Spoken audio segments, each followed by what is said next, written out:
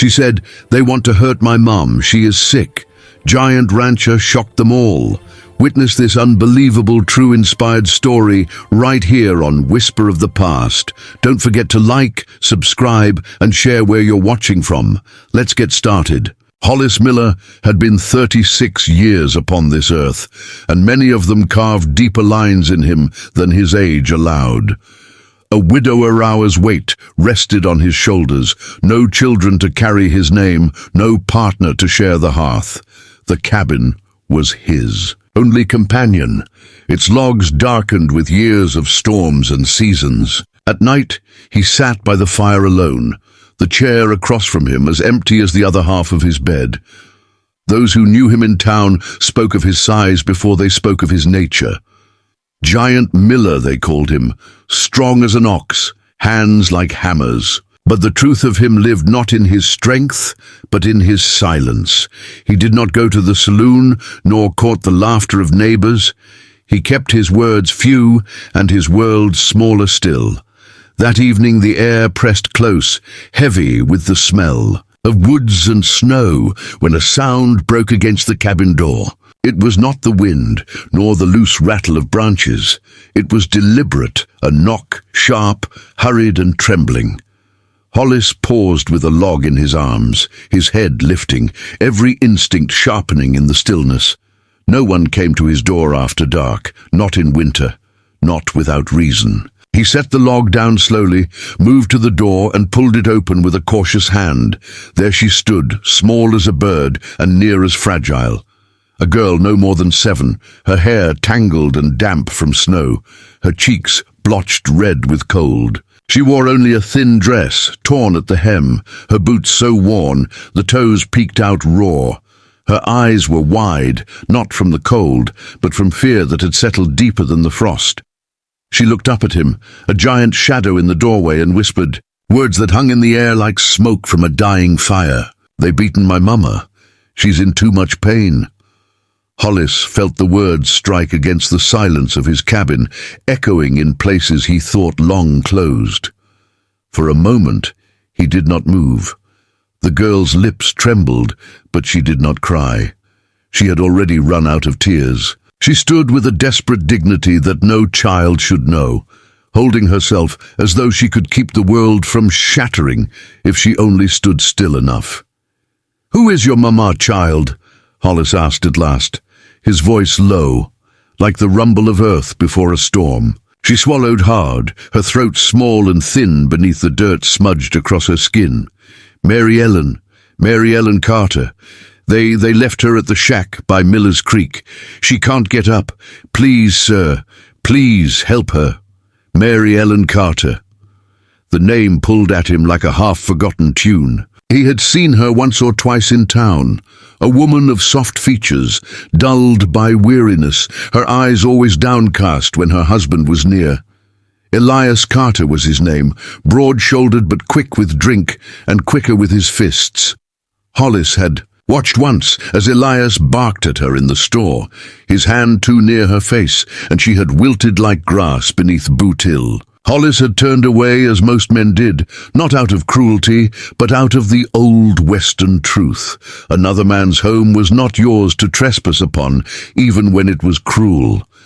Yet hearing her name now from the lips of her child pierced him deeper than the winter wind. He crouched low, the boards of the porch creaking under his weight so that his great height would not frighten the girl. "What's your name, little one?" he asked. "Laura May," she whispered. Hollis saw her eyes glisten, though the tears did not fall. He studied the bruises on her small arms, the way she clutched the torn sleeve of her dress as if it might keep her safe. Something hardened in him, then not anger, loud and burning, but a quiet fury that ran deeper like fire hidden in the roots of a tree. "Get inside," he told her, standing tall again. The girl hesitated, as though unsure if she could trust a man so large, so stern. But when the wind gusted and nearly knocked her sideways, she stepped past him into the warmth. Hollis pulled his coat tighter and strode into the night, his boots breaking a steady trail across the snow. Miller's Creek lay a mile off, through bare cottonwoods that rattled like bones. The cold pressed sharp against his face, but his steps never faltered. He carried no lantern, trusting the pale wash of the moon and his own memory of the land. The shack came into view, a sagging ruin of logs and broken shingles, smoke long gone from its chimney. He pushed the door open, the wood groaning on its rusted hinges. Inside, the air wire of damp straw and stale whiskey. In the corner, upon a pallet of rags, lay the woman, Mary Ellen. Even in the shadows, her injuries told their story. Her cheek was swollen, purpled, one eye nearly closed. Her lips bore the split of a heavy hand. Her arms showed the marks of rough handling, wrists raw where rope had burned. Yet her gaze, when it lifted to him, was not pleading. It was proud, steady, as though she would rather die on the floor than beg another soul for mercy. Hollis stepped closer, his shadow filling the small room. Mary Ellen's voice came hoarse and thin. "You shouldn't have come. They'll say things. They'll ruin you." He knelt slowly, the floor creaking beneath his weight, and looked into her bruised face. "Let them say," he murmured. He slid his arms beneath her with a tenderness that belied his size, lifting her as though she weighed nothing at all. Her breath caught at the sudden movement, but she did not protest. She closed her eyes, perhaps from shame, perhaps from the strange safety she felt in his grasp. He carried her through the snow, his coat wrapped around her slight frame, her head resting against his chest. The storm seemed to ease its howl as they moved, as though even the winter paused to watch. At the cabin, Laura ran to the door, her small hands clasped tight together. When she saw her mother in Hollis's arms, her face lit with a relief that made her seem years older and years younger all at once. He carried Mary Ellen inside and laid her gently upon his own bed, the only bed in the cabin. She stirred, whispering faintly that she could not take his place, but he hushed her with a quiet shake of his head. Laura climbed onto the bed beside, her mother tucking herself close, her thin body trembling from the day's ordeal. Hollis moved to the hearth, stoking the fire higher, the flames crackling strong. He fetched water, tore cloth, and with rough but careful hands began to clean Mary Ellen's wounds. She winced, but never cried out. He worked in silence, the kind that spoke more than words ever could. Each gesture said what his lips did not. "You are safe here, and no hand will strike you again." Outside, snow fell heavier, blanketing the prairie in white. Yet within that cabin, a fragile warmth took root. Laura's breathing softened into sleep beside her mother. Mary Ellen's eyes, half closed with weariness, flicked once to Hol as he sat by the fire, his broad shoulders bent forward, his face lined by both the firelight and something deeper. Loneliness, perhaps, or the quiet ache of a man who had carried too much silence. She wanted to speak to thank him, but the weight of shame held her tongue. Still, for the first time in years, she closed her eyes with a small measure of peace. But peace was a fragile thing in those lands. Already in the tavern across town, Elias Carter's voice carried loud and bitter, slurring over spilled whiskey. He told anyone who would listen that his wife had been stolen, that Miller had taken her into his bed. He spat Hollis's name with venom, vowing to reclaim what was his, to make the giant bleed for shaming him. Men muttered and nodded, eager for drama, for scandal, for a story to tell through the long winter nights. Back at the cabin, Hollis stood from the fire, looking down upon the sleeping mother and child. Something stirred in him he had not felt in years. Not desire, not yet, but the raw pulse of responsibility, of belonging. He stepped to the window, pulling back the curtain. The prairie stretched dark and endless, the snow lit faintly by the moon.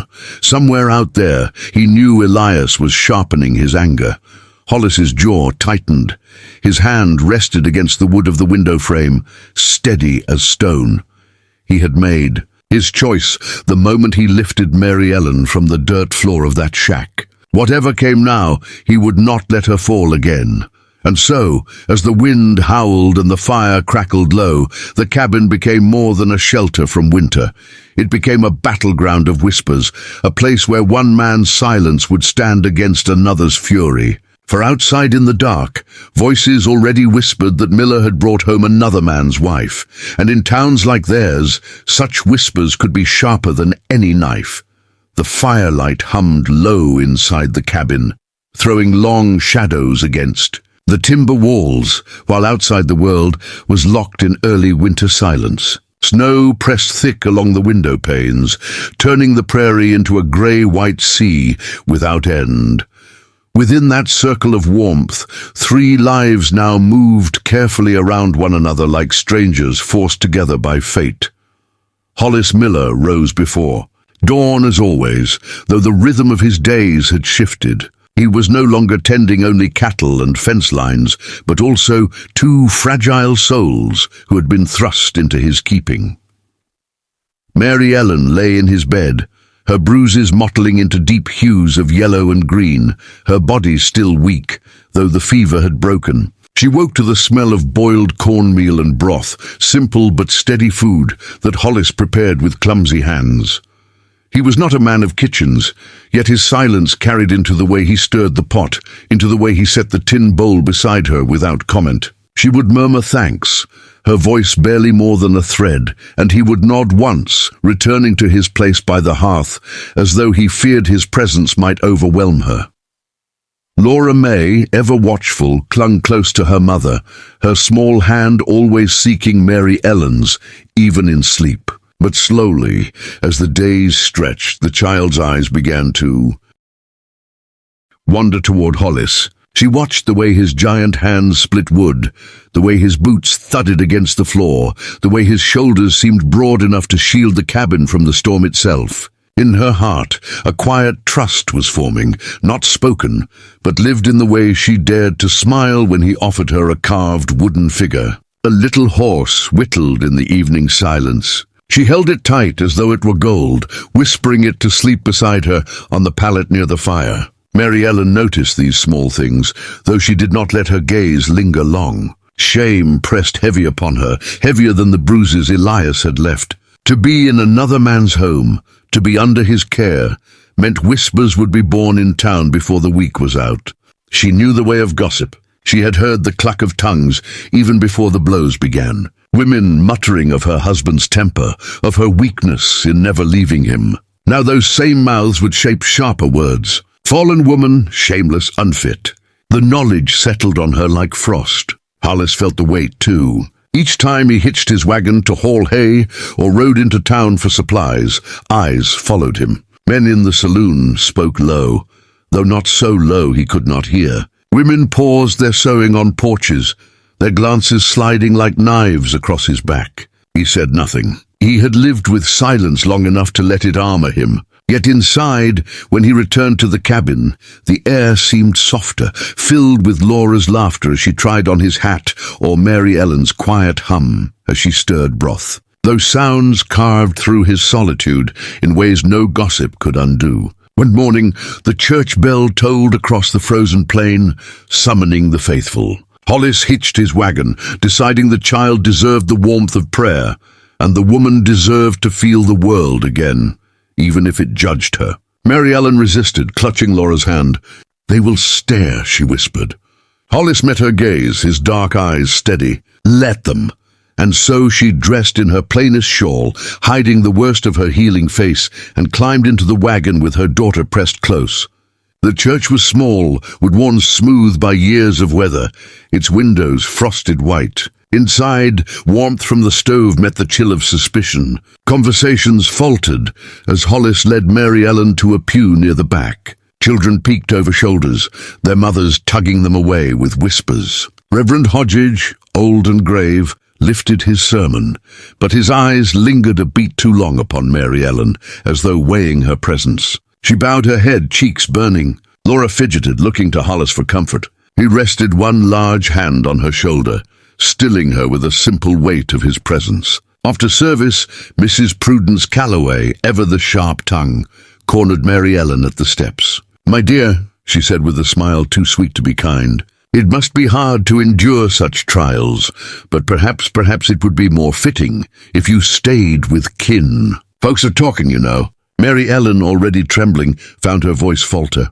Hollis's shadow fell across them, his gaze heavy upon Prudence. Without a word, he stepped closer, his silence sharper than any rebuke. Prudence's smile faltered. She muttered something about prayer and skewered off, her skirts brushing snow. That night, Mary Ellen sat by the fire, her eyes shining with unshed tears. "I've brought ruin upon you," she whispered. "They'll never forgive this." Hollis looked up from the wood he was carving. His voice came slow, steady. "It isn't forgiveness I'm after. It's peace." Her breath caught, for no man had spoken to her that way in years. Not as something broken, not as something owned, but as someone worthy of peace. She turned away quickly, hiding the flush of warmth that crept into her face. Days folded into one another, marked by snowfalls and the crackle of firewood. Mary Ellen began to regain her strength, rising from bed to sweep the floor, to mend Hollis's worn shirts with careful stitches. She moved slowly but with purpose, her presence filling the cabin not as burden, but as life. Hollis found himself pausing in his chores, listening to her soft humming as she worked, a sound that seemed to knit the cabin walls tighter. Yet the outside world grew sharper. In the saloon, Elias Carter's voice rang loud. His pride stung deeper than his fists had ever struck. He spat that Miller had stolen his wife, that she belonged to him, that no giant could hide her away. Men laughed, some mocking Elias, others feeding his fury. He drank deeper, promising that he would ride out, gather men if need be, and drag her back by her hair if that was what it took. The sheriff, weary, warned him to keep peace, but Elias only sneered. News of these words reached Mary Ellen through whispers in the store.